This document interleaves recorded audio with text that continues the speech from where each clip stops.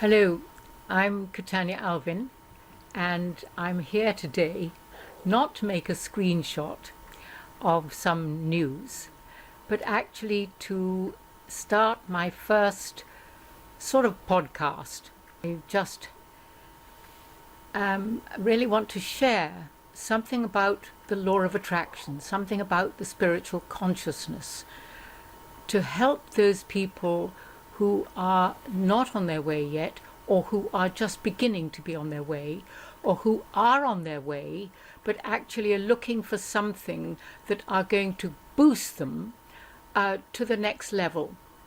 Because it really is a bit like rocket science, and you get the engines firing up first, and then you need them to fire again,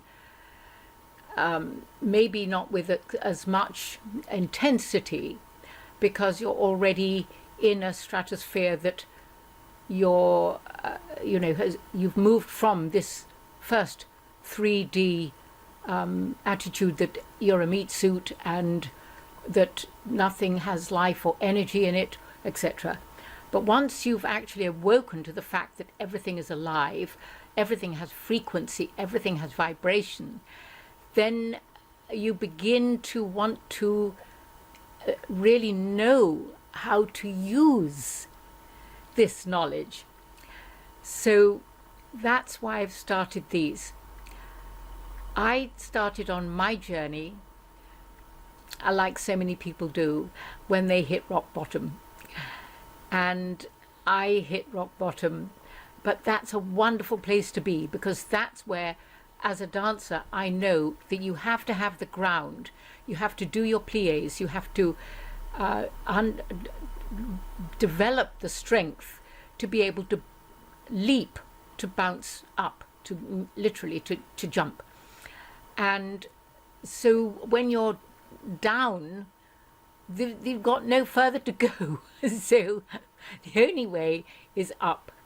And that, when you're down, and I can liken it to the world situation, where many people are being arrested, etc., and they must be in shock because they're down. They're incarcerated. I'm not even going to mention names, there's no need. They're incarcerated, and suddenly they're confronted with how they've lived. Now, that's the same with all of us. When we're down, we often think it's somebody else's fault, or this, that, and the other. But actually, no, our thought form, our energies, our thought form, and then our actions have taken us ultimately to that place of smack down on the floor with our nose in the mud. It's a wonderful place to be,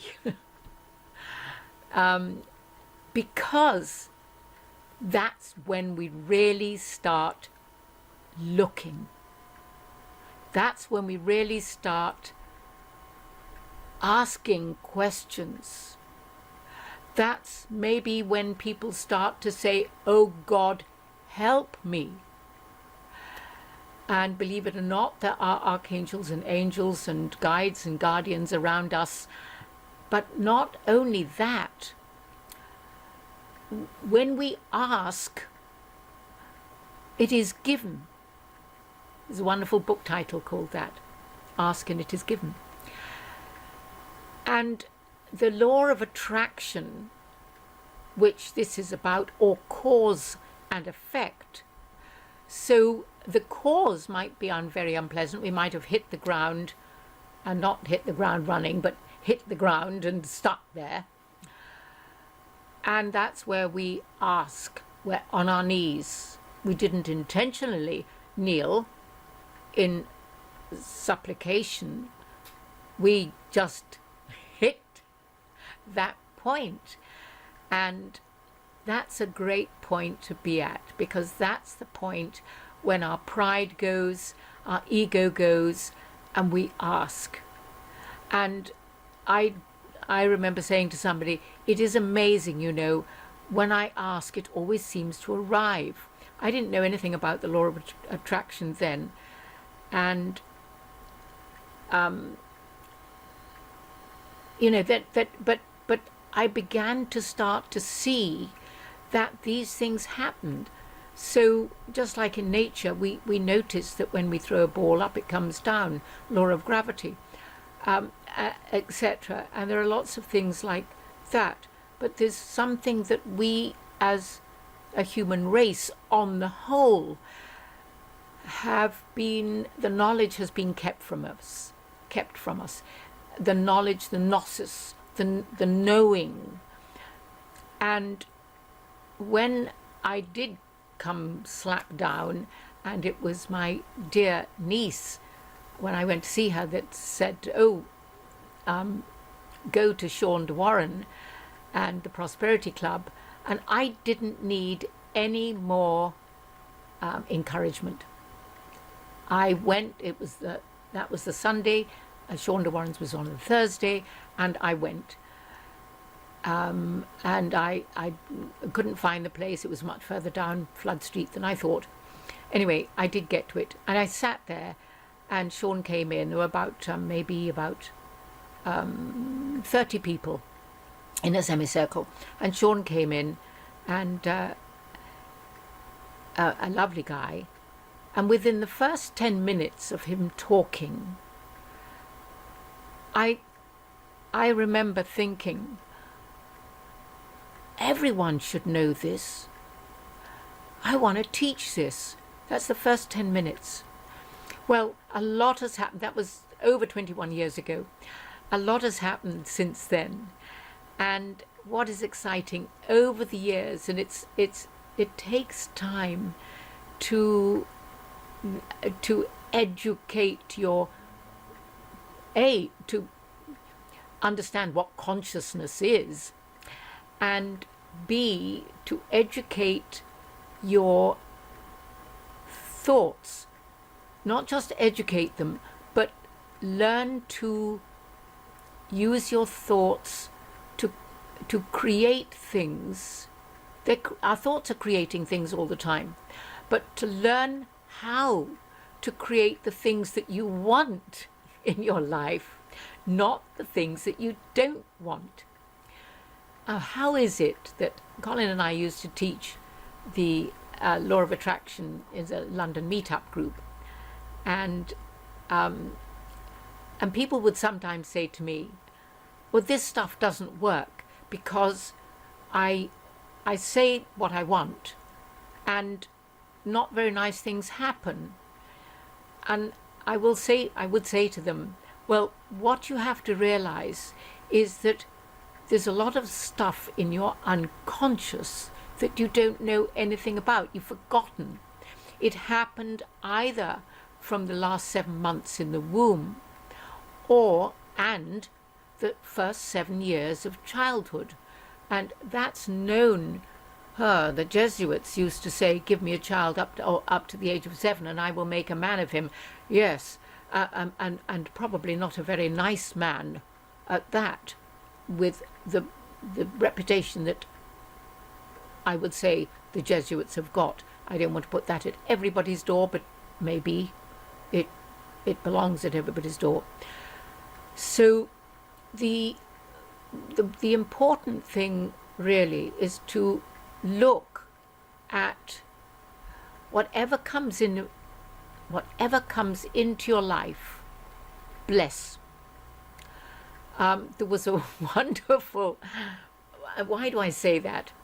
I say it because it's showing up what you're thinking. It's showing up what you're thinking at that unconscious level, but it's sort of in the background, a bit like background music, and you don't notice it in the end. It just goes on da-da-dum, da-dee-dum, da-da-dum, or more rock music than that. And so you're not aware of it. Other people might be able to pick up on your language. Oh, I can't do this. Oh, no, it's too hard for me. Or even just the shrug of the shoulders. Oh, I could never do that, or whatever. And therefore people steal the dreams of that little child. The child of 3 or the child of 10 that then it comes back when they're 10 and shows up. So we then start to live with discontent because those unconscious thoughts from that early childhood might be, very likely would be, hearing our parents or indeed our early teachers saying, oh, don't do that, don't touch, dear, no, you can't have that, no, we can't have, oh, that was I was born just before the Second World War, and of course money was short, etc. And so I remember the words so often, we can't afford it, dear, we can't afford it, dear. And now I'm not criticizing my mother, because there were extremely difficult times that she went through. We would go to Ringwood Market and we'd get second-hand clothes, and when we did get ponies, which was wonderful, I was also dancing, and my sister did learn piano, and I think she dropped that, but because she loved horses, and because she loved horses, I got a horse too. So we then all our riding gear was from the market at very knockdown prices, and so I was used to living that way. So many years later, when a lovely French woman came along and she said, but you need to buy some clothes. I think we'd come into some money, and we'd bought a beautiful house, and she was saying to me, no, you need to buy some beautiful clothes. So she took me out, and it felt sort of exciting, but also sort of fearful, because I'd never ever thought of myself being dressed in these beautiful outfits. She was French. She used to go to the court and massage their faces. She was teaching me massage and how to make creams and what have you.